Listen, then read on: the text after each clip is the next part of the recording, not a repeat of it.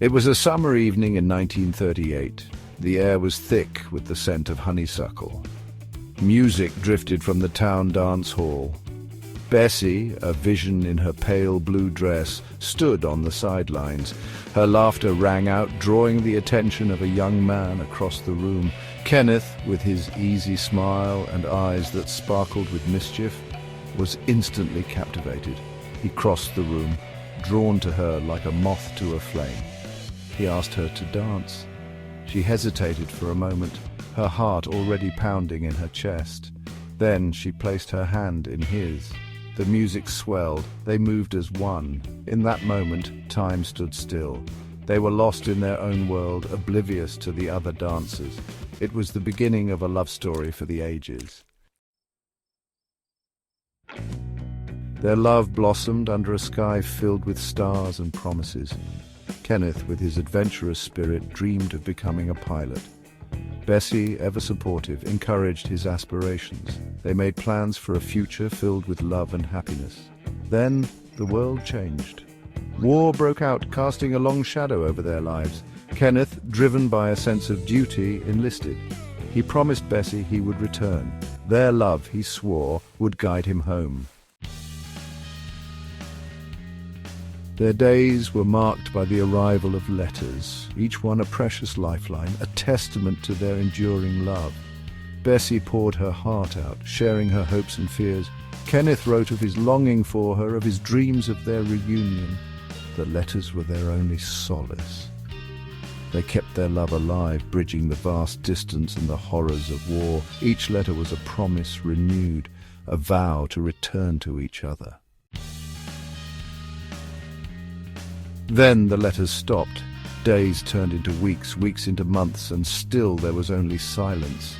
Bessie clung to hope, praying for Kenneth's safety, but with each passing day her fear grew. The telegram arrived on a cold, grey morning. Kenneth's plane had been shot down. He was listed as missing in action. Bessie's world crumbled. The news hit her with the force of a physical blow, stealing her breath and leaving her numb. Section 5, A Prisoner of Fate. Unknown to Bessie, Kenneth was alive. He had survived the crash, but was captured. He endured years of captivity as a prisoner of war.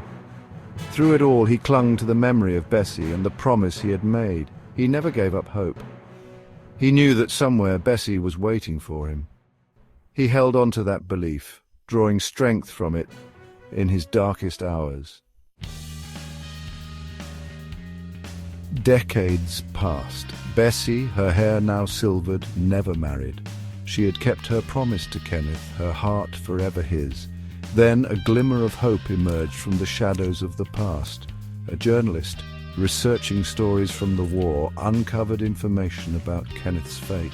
He was alive. He had returned home. The reunion was nothing short of miraculous. Two souls bound by a love that had endured a lifetime of separation were reunited.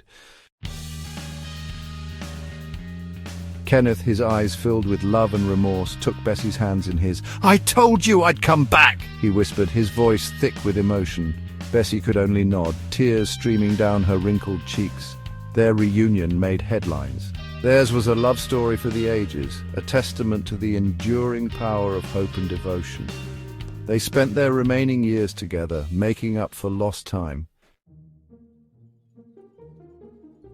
As the sun began to set on their lives, their love burned brighter than ever. They found solace in each other's arms, knowing that their love had stood the test of time. They had weathered storms that would have destroyed lesser loves.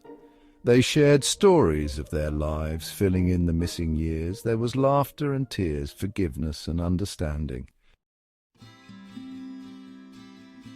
Bessie died peacefully in Kenneth's arms. He followed soon after, his heart unable to bear the pain of her loss. Their love story, a beacon of hope during a tumultuous time, became a legend.